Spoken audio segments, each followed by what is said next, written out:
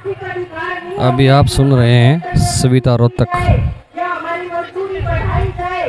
सिर्फ आर्थिक अधिकार नहीं, हमारे जो सामाजिक अधिकार है, हमारे जो राजनीतिक अधिकार है, उनके लिए भी महिलाओं ने आवाज उठाई। और आज का दिन इतिहास में इसी रूप में दर्ज है कि इस दिन हम सब महिलाएं इकट्ठा होके अपने अधिकारों के लिए आवाज बुलंद करती हैं और सरकारों के सामने अपने मांग पत्र पेश करती हैं। ये बड़ी खुशी की बात है कि जो हरियाणा की महिलाएं हैं वो पहले से ही आंदोलन के अंदर है, वो पहले से ही इतिहास रच रही हैं। हमारी जो आंगनबाड़ी वर्कर हेल्पर बहनें हैं, इनके आंदोलन को चलते हुए 3 महीने आज पूरे हो चुके हैं। पिछले 8 दिसंबर से हमारी बहनें स्ट्राइक पे हैं।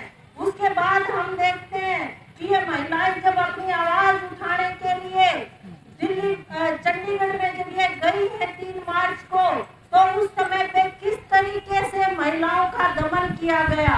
50-50 साल की महिलाओं को किस तरीके से घसीटा गया, किस तरीके से महिलाओं को पीटा गया, टोलों पे महिलाओं को रोका गया, घरों में महिलाओं को नजरबंद किया गया।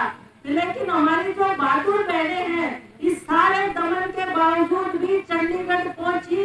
वहाँ पे 5000 से ज्यादा महिलाएं वहाँ पे पहुंच के उन्होंने दिखाया कि इस जनतंत्र के अंदर महिलाओं की आवाज को इस तरीके से लाठी गोली के दम पे दबाया नहीं जा सकता। और उससे पहले साथियों, 17 फरवरी को जो आशा वर्कर बहनें हैं, वो जब अम्बाड़ा के अंदर अपनी मांगे उठाने के लिए जा रही थी, तो उनके साथ भी यही व्यवहार किया गया। जो पुलिस कर्मचारी हैं, उन्होंने महिलाओं का पीछा किया। एक महिला को उनके घरों के अंदर, गांव के अंदर रोका गया। और जो सरकार के खिलाफ एक जगह पे उस दिन प्रदर्शन होने थे, वो सैकड़ों जगहों पे हुए। ये हरियाणा की महिलाओं ने, हरियाणा की आशा वर्कर ने, आंगनवाड़ी वर्कर ने इस सरकार को दिखाया कि इस जनतंत्र के अंदर जो महिलाएं हैं, उनको किसी भी तरीके से आप हरा नहीं सकते, उनकी आवाज को उठाने से आप दबा नहीं सकते। ये इन महिलाओं ने बताया।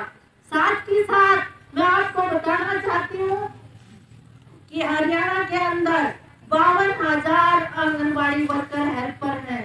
इसके अलावा 20,000 आशा वर्कर हैं और मिड डे मील वर्कर हैं 32,000 पूरे हरियाणा के अंदर। और मदर ग्रुप की महिलाएं हैं 65,000। और इसके अलावा 50,000 महिलाएं जनवादी महिला समिति की सदस्य हैं। आज ये सब महिलाएं हरियाणा की सड़कों पे उतरी हुई हैं और ये इस पूरे हरियाणा को आज जाम करे हुए हैं। क्या मांग है?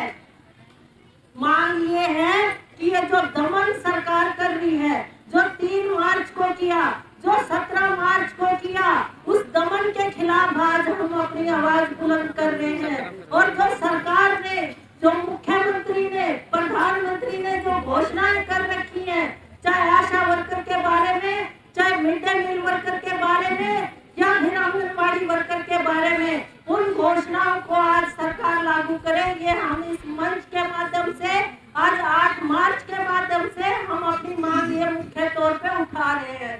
साथ ही साथ बहनों, हम ये कहना चाहते हैं कि हरियाणा के अंदर जो महिलाएं हैं, बड़ी संख्या में स्कीमों में काम कर रही है। और ये महिलाएं बहुत कम मानदेय के ऊपर काम कर रही हैं। आप ये देखिए कि जो महिला एवं बाल विकास विभाग है, पूरा महिलाओं का विभाग है। उसमें सुपरवाइजर, CDPO और ऊपर के जो अधिकारी और नीचे आंगनवाड़ी वर्कर, हेल्पर, सब महिलाएं हैं। लेकिन आज जो सबसे ज्यादा शोषण है वो इसी विभाग की महिलाओं का है। और जो विभाग की जो मंत्री है कमलेश ढांडा, वो उसके खिलाफ चूं तक नहीं कर रही है। आज हमारी आंगनबाड़ी वर्कर बहनों को आंदोलन चलाए हुए 3 महीने हो गए, लेकिन उसके मुंह से एक आवाज तक नहीं निकली। और जो आवाज निकली वो ये निकली कि कम्युनिस्टों के बहकावे में ना आए, ये उन्होंने कहा। लेकिन उनको हम आज बताना चाहते हैं कि जो क्लारा जेटकिन जो महिला थी जिसने 8 मार्च की शुरुआत की, वो भी कम्युनिस्ट महिला थी, उनको हम बताना चाहते हैं, उन्होंने हमें कम्युनिस्टों ने लड़ना सिखाया है, हमें अपनी आवाज बुलंद करना सिखाया है और 8 मार्च उसका जीता जागता उदाहरण है। इसलिए आप ये जो बात कह रहे हैं, आप ये बात छोड़िए और हमारी साथ बातचीत की टेबल पे आइए, बातचीत कीजिए और हमारी जो बहनों के टर्मिनेशन है उनको वापस लीजिए, जो हमारे ऊपर मुकदमे दर्ज किए गए हैं उनको वापस लीजिए और अपनी घोषणाओं को लागू कीजिए। ये आज हम मांग करते हैं। साथ ही साथ बहनों, हम ये कहना चाहते हैं कि कोरोना काल के अंदर 14 करोड़ से ज्यादा लोगों के रोजगार छूटे हैं और इस 14 करोड़ में सबसे ज्यादा संख्या महिलाओं की है। 2013 के अंदर 36% महिलाएं मजदूरी का काम करती थी, लेकिन आज 2022 में केवल 9% रह गई है। हमने ये देखा कि कोरोना काल में किस तरीके से लाशें जो है वो गंगा में तैरती हुई हमें नजर आई, किस तरीके से हमारे जो भाई बहन हैं वो ऑक्सीजन की कमी से मारे गए, किस तरीके से जो मजदूर हैं वो मीलों मील पैदल चल के गए, हमारी जो गर्भवती महिलाएं उनके साथ छोटे छोटे बच्चे वो इतनी गर्मी के अंदर पैदल चले, लेकिन इस सरकार के ऊपर जू नहीं रहेगी। और पिछले दिनों जो कोरोना महामारी ने ये साबित किया कि स्वास्थ्य के ऊपर सरकार खर्च करे, जो सरकारी अस्पताल है उसमें सुविधाएं बढ़ाए, जो आशा वर्कर्स हैं उनको पक्का करे, उनको सुविधाएं दे, लेकिन सरकार उसके उलट कर रही है। तो इसके खिलाफ भी बहनों हमें आवाज उठाने की जरूरत है। आज के समय में जो स्वास्थ्य का ढांचा है, जो शिक्षा का ढांचा है, उसे और मजबूत करने की जरूरत है। कभी आप ये देखिए कि इस काल में जो ऑनलाइन शिक्षा हुई, 2 साल से बच्चे स्कूलों में नहीं गए, कॉलेज बंद रहे, यूनिवर्सिटी बंद रही, उसका असर क्या है कि 2 करोड़ से ज्यादा लड़कियां पूरे देश में शिक्षा से बाहर हो गई हैं और हमारे जो बच्चे हैं बिल्कुल पढ़ाई से उनका मोह भंग हो गया है। और सरकार जो नई शिक्षा नीति लेके आई है, जिसमें ये कह रही है कि आंगनवाड़ी वर्कर को उसमें मास्टरनी लावांगे, वह जो शिक्षा नीति है वह इस शिक्षा में और बर्बाद करने वाली है और खत्म करने वाली है।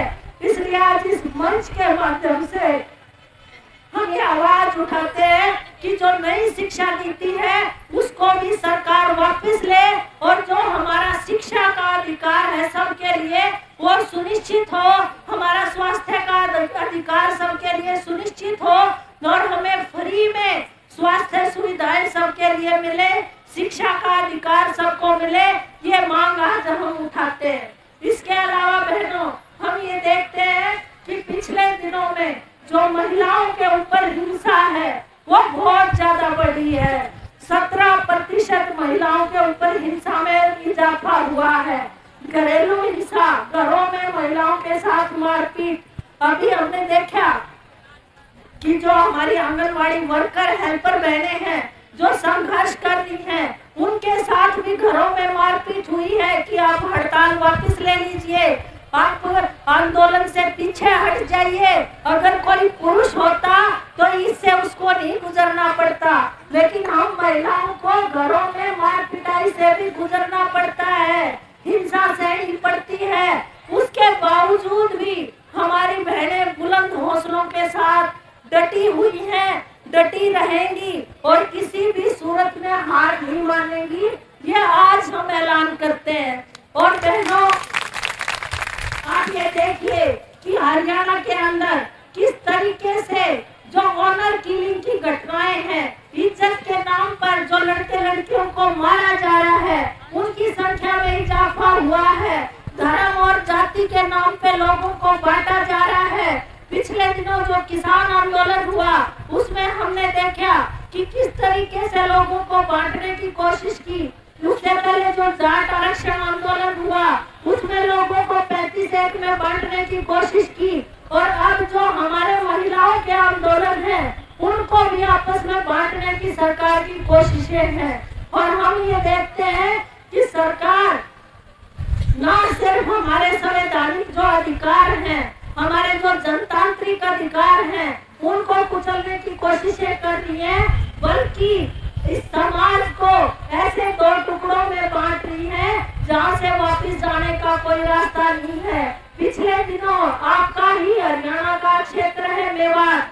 मेवात के अंदर एक जनसभा हुई। उस जनसभा के अंदर मुस्लिमों के खिलाफ जिस तरीके से जहर उगला और वहाँ पे बोला गया कि पाकिस्तान भेज दो इन सबको, और जो महिलाएं, इनकी जो लड़कियां हैं, उनको उठा लो एक एक को। और उसके बाद वहाँ पे जो शुरुआत हुई मेवात के अंदर आपस में बंटवारे की, उसकी भी हम आज इस मंच के माध्यम से कड़ी निंदा करते हैं। साथियों, अभी आप सुन रहे थे अखिल भारतीय जनवादी महिला समिति की स्टेट नेता हैं सविता जी। आपने सुना। साथियों, KBN 365 न्यूज़ नेटवर्क को लाइक करें, सब्सक्राइब करें और शेयर करें। पत्रकार साथी चमनलाल के साथ मैं धर्म सिंह।